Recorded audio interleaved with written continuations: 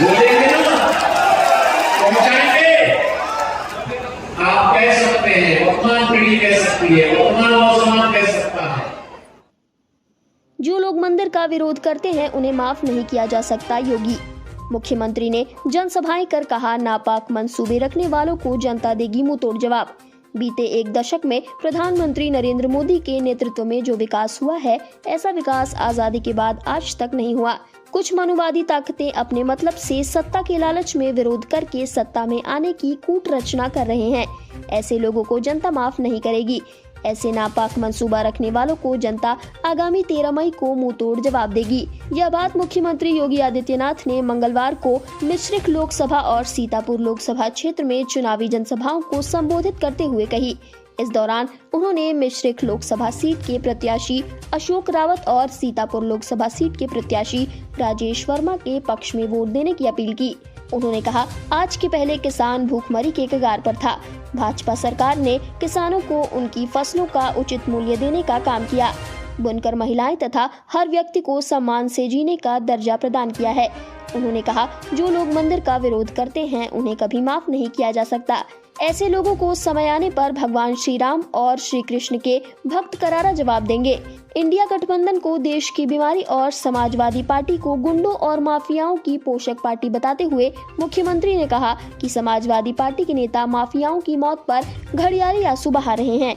उन्होंने कहा कि आज देश प्रदेश में महिला व्यापारी सभी सुरक्षित हैं। आज देश में 80 लाख परिवारों को मुफ्त राशन दिया जा रहा है। उन्होंने कहा कि भाजपा सरकार में जहां बाढ़ की समस्या का समाधान हुआ, वहीं जनपद सीतापुर में सर्वाधिक गरीब लोगों को शौचालय व आवास से लाभान्वित किया गया।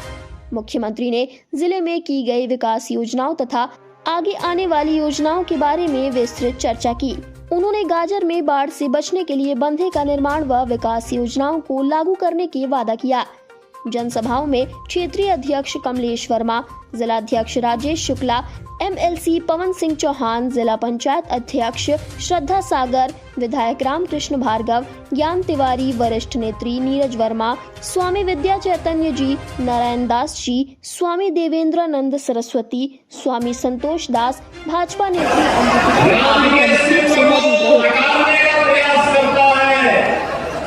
और मेरे सामने आप खड़ा होगा अपने प्रमाणों के साथ। ये मेरे पास शास्त्रीय प्रमाण है, मैं तुम्हें प्रमाण दे रहा हूँ। तुम्हारी दूसरी मूर्ति राम के अस्तित्व को, कृष्ण के अस्तित्व को नकारेगी, लेकिन मेरे प्रमाण अकाट्य हैं, इसको कोई नकार नहीं सकता है। साहस केवल मेरे सामने की धरती कह सकती है।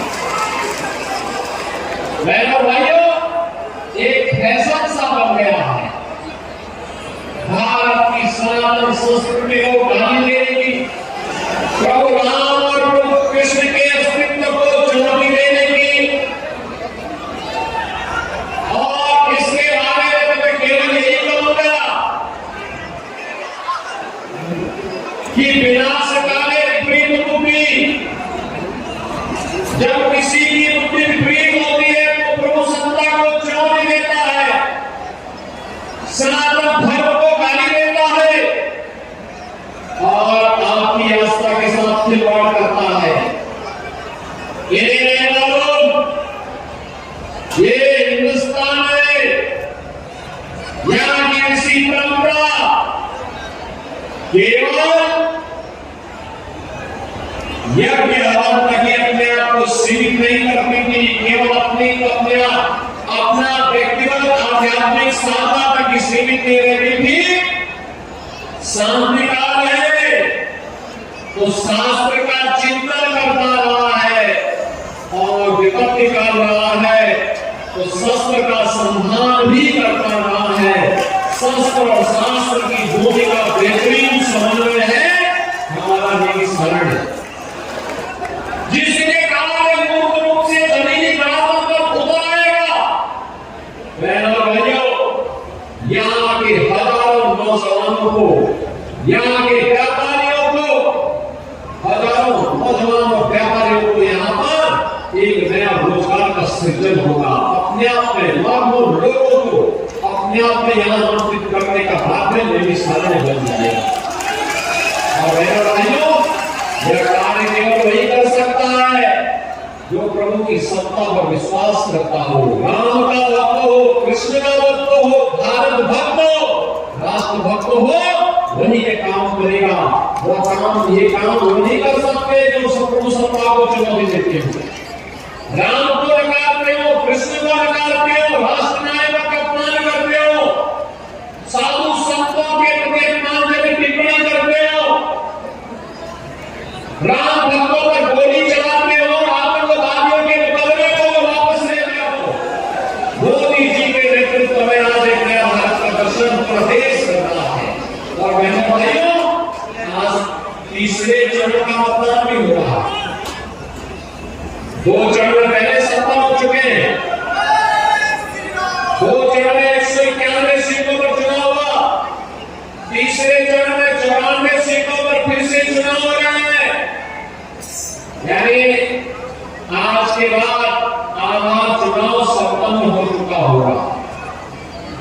आधा चुनाव संपन्न होने का मतलब जो दुनिया देश की आवाज है, फिर एक बार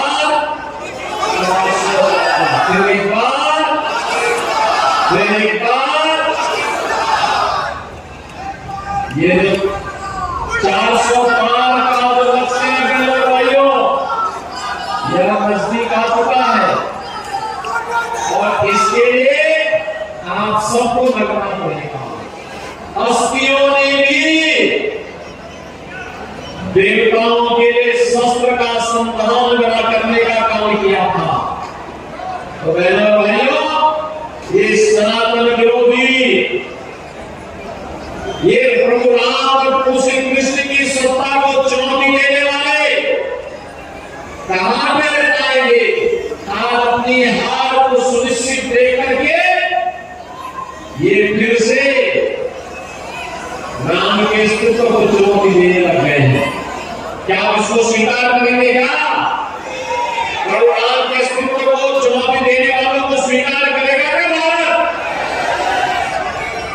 और बहनों भाइयों, मैं इसीलिए आज आपके पास आया आपसे कहने के लिए, मेरी सहायता के विकास के लिए भारतीय जनता पार्टी की गठबंधन सरकार ने विकास के जो कार्य प्रारंभ किए हैं, आज आप देख रहे होंगे जैसे नई अयोध्या नजर आ रही है, ऐसे ही एक नया नई सारण हम सबको दिखाई देने लग गया।